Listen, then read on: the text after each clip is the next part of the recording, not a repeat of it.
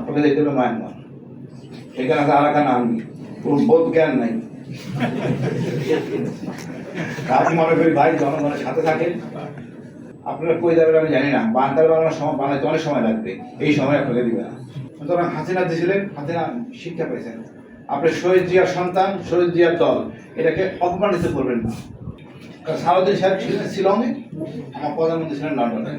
আপনি এই জুলাই বিপ্লবের যে একটা গুরুত্ব, একটা শক্তি, এটা যে ঘূর্ণিঝড়, এটা অনুধাবন করেন নাই। এই গণভোট মানুষের লজ্জা থাকা দরকার, ন্যূনতম লজ্জা, সেই লজ্জাটা দিয়ে জীবনে নাই।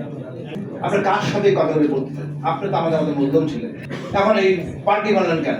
মোনাফেকের তো একটা নিয়ম কানুন আছে, আমি তো পুরো ফর্মেটে পড়তেছি। আসলে হয়েছে কি ভাই, আপনি এই জুলাই বিপ্লবের যে একটা গুরুত্ব, একটা শক্তি, এটা যে ঘূর্ণিঝড়, এটা অনুধাবন করেন নাই। কারণ সারাদিন সাহেব ছিলেন শিলংয়ে, আমার প্রধানমন্ত্রী ছিলেন লন্ডনে। এর কি শক্তি যারা ছিলেন এই এলাকায়, আমার মনে হয় সকল আমাদের অ্যাডভোকেটরা, সুপ্রিম কোর্টের, এরা সবাই জানতেন কি ছিল এই জায়গাটা, শক্তিটা কত ভয়ঙ্কর ছিল। ওই সময় অনেক কিছু করা যেত, সেনাবাহিনীর নিয়ন্ত্রণে এনে এটাকে সহনশীল অবস্থা রাখা হয়েছে। আমি মনে করি সালাউদ্দিন সাহেব, আপনি বিএনপিকে ডুবাবেন না, এই দেশটাকে ডুবাবেন না, আপনি ভারতের কোলে আশ্রয় পাবেন না। হাসিনা এত শক্তি ছিল কিন্তু লাভ হয় না। ভারতের র থেকে শুরু করে সব কিছু এখানে ছিল। আমাদের ডিজি 5 জন সহ করা গেছে, 2 জন জেনারেল মিসিং, সেনাপ্রধান মিসিং। আপনি বুঝতে পারতেছেন এই ঢেউটা কত শক্তিশালী ছিল। আপনার কথায় পুলিশ এখন গুলি করবে না। কদিন আগে দেখছি আইসিএতে পুলিশ কাঁদতেছিলাম, আইন পালন করতে যে আমার কেন মৃত্যুদণ্ড হবে। আসলে সত্য। এখন আর ডিজে ভাই আপনার কথা শুনবে না, আপনি গুমের আইন মানতেছেন না। সমস্যাটা কোথায়?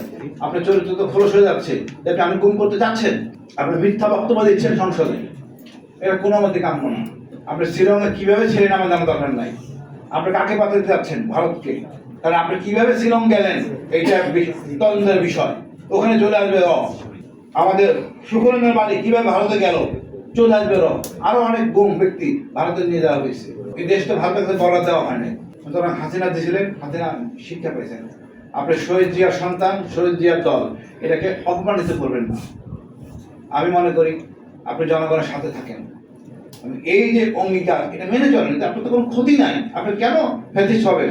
এই চেতনাটা খারাপ। পৃথিবীতে অনেক দেশ আছে সংবিধান, লিখিত সংবিধান নাই, কারণ সেই লোকগুলি ভালো, সেই লোকগুলি মানুষ, আপনার অমানুষ।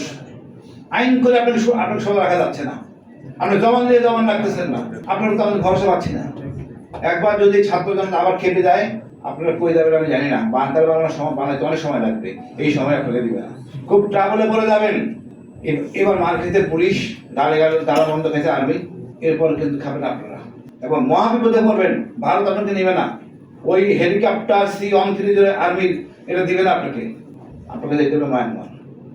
এখানে আছে আরাকান আর্মি, কোন বোধ জ্ঞান নাই। আপনি মনে করি ভাই জনগণের সাথে থাকেন, জনগণের সমর্থনে থাকেন, দেশটাকে ভালোবাসেন, দেশটা আমাদের, সবাইকে নিয়ে বসবাস করবো, সকল জাতি সত্তা। এখানে রাগ অভিমানের কিছু নাই তো।